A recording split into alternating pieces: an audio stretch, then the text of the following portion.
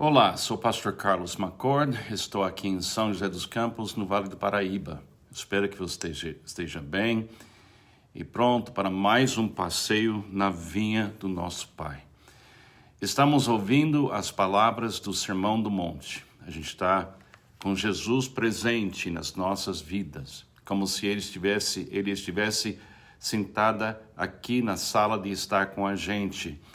Estamos vendo que ele vai falar conosco sobre o Sermão do Monte. Ele vai cobrar de nós, de uma certa forma, que a gente creia que é possível mesmo viver o Sermão do Monte. O autor Stanley Jones, que tem me influenciado muito, ele foi missionário na Índia durante 55 anos. Ele diz que a pergunta que o povo lá na Índia fez para ele era assim: por que o cristão não vive o Sermão do Monte?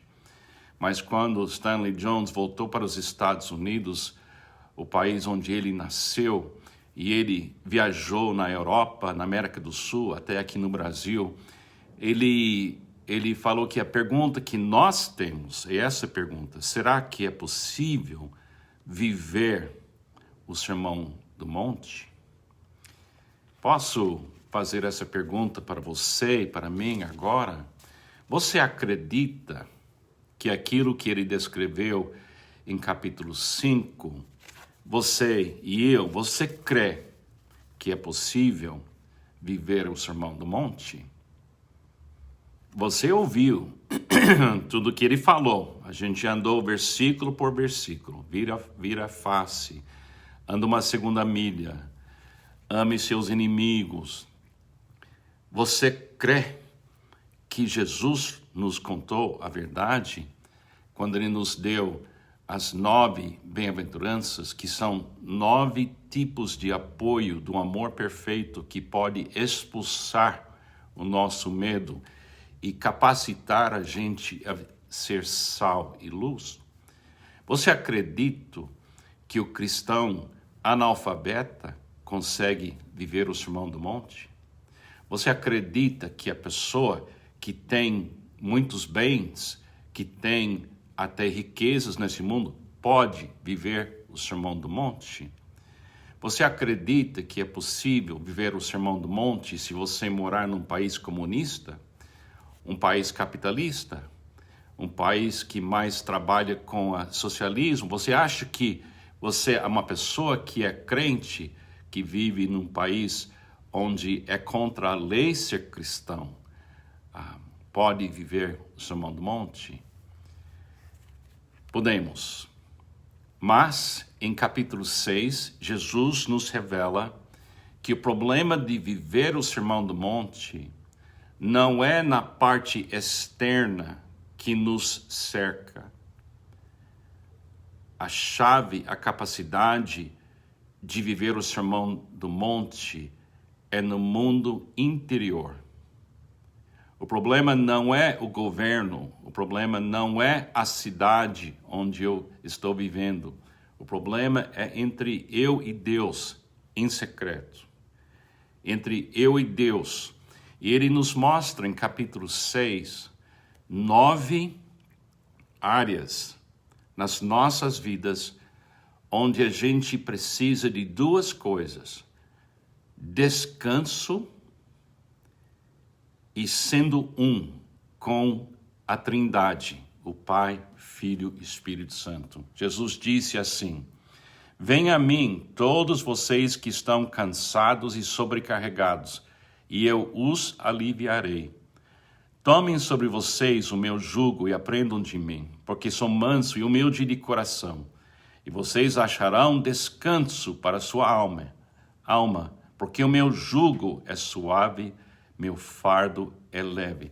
O jugo de Jesus, aqui descrito por ele, é literalmente o Sermão do Monte, e vivendo na companhia de Jesus se torna uma coisa possível, se torna uma coisa que pode acontecer na minha vida, na sua vida.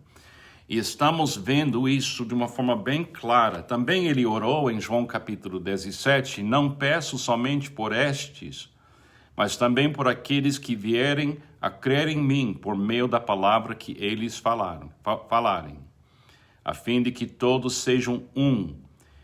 E como tu, ó Pai, estás em mim e eu em ti, também eles estejam em nós, para que o mundo creia que tu me enviaste. Então eu creio que tem duas coisas que são essenciais para a gente viver o Sermão do Monte. Descanso interior. Mente, emoções e vontades em paz, sem medo. Um fluir entre o que eu quero, o que eu sinto e o que eu penso, alinhado com a Trindade, sendo um. Agora vamos falar hoje da terceira característica, do desafio, o terceiro desafio, jejum. Ele falou já de quando você está dando esmolas, não faça isso para ser visto. Aí ele falou de oração, ele disse, não ore, não fala muito para ser ouvido. E também aqui ele fala de jejuar. Então são três práticas religiosas.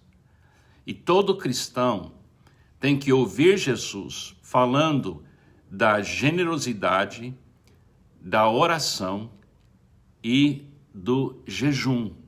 Olha o que ele diz. Quando jejuarem, não mostrem uma aparência triste como os hipócritas, pois eles mudam a aparência do rosto a fim de que os outros vejam que eles estão jejuando. Eu lhes digo verdadeiramente que eles já receberam sua plena recompensa. Ao jejuar, arrume o cabelo, lave o rosto, para que não pareça aos outros que você está jejuando, mas apenas a seu Pai, que vê em secreto. E seu Pai, que vê em secreto, o recompensará. A chave dessas três: cuidado com a maneira que você mostra sua generosidade. Cuidado com a maneira que você ora. Agora, cuidado com essa coisa chamada jejuar. Essa frase, e seu Pai, o que vê o que é feito em secreto. O seu Pai, que vê em secreto. O seu Pai, que vê em secreto. Nessas primeiras três áreas da nossa vida, ele está falando do fato que nós temos que aprender a viver de dentro para fora e não de fora para dentro. Nós temos que morrer para as coisas do mundo e viver internamente em união com o Pai, Filho e Espírito Santo.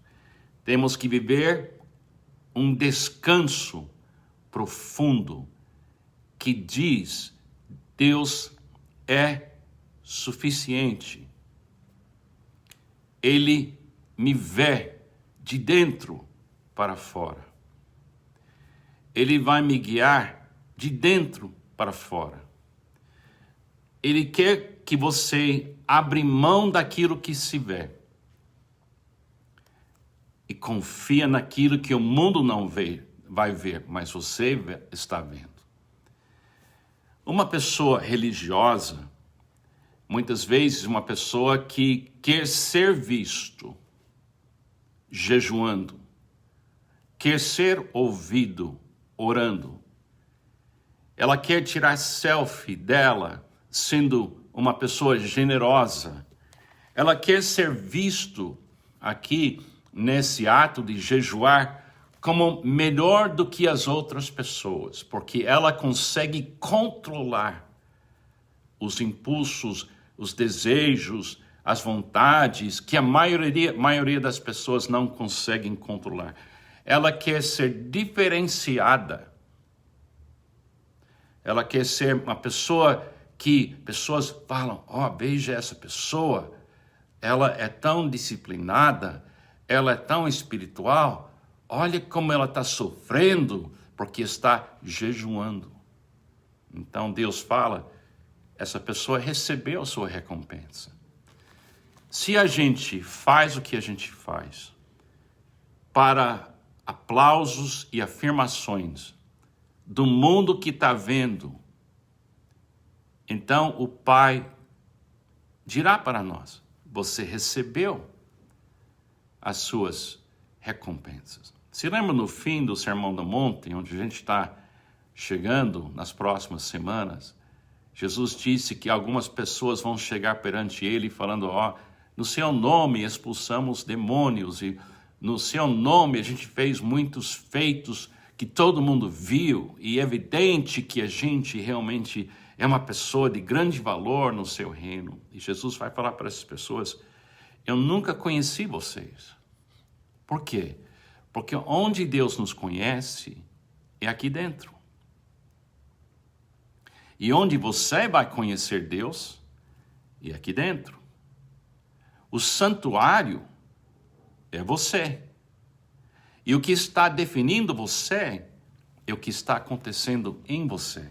Sabe uma coisa interessante? Deus vê no nível do interior. Ele nos conhece antes da parte pública. Ele já sabe o que vai acontecer em público, porque ele sabe o que está acontecendo em secreto. Nós temos que compreender que cultivar a vida em secreto é literalmente os primeiros passos para viver o Sermão do Monte. Porque você só consegue viver o Sermão do Monte se você está lá no início. Bem-aventurados os pobres de espírito, porque deles é o reino dos céus. Pobre significa você está perante o mundo sem recurso, mas dentro de você, você tem recurso. Leia esse trecho de novo. Não faça nada em público. Não faça nada em público para ser visto pelos homens e aprovados pelos homens. Faça tudo em público que Deus inspirou você interiormente a fazer. E Ele nunca vai inspirar você a querer ser melhor do que as outras pessoas. Ele vai querer que você seja servo, quem lava pé, como Jesus nos mandou. Pense nessas coisas. Vale a pena. Eu sei que você quer viver o Sermão do Monte. Eu também quero. E essas áreas que já estudamos até agora, são essenciais para eu avançar na direção do alvo, que é: seja perfeito como seu Pai Celestial é perfeito. Quer dizer, amar quem eu preciso amar. Que Deus te abençoe.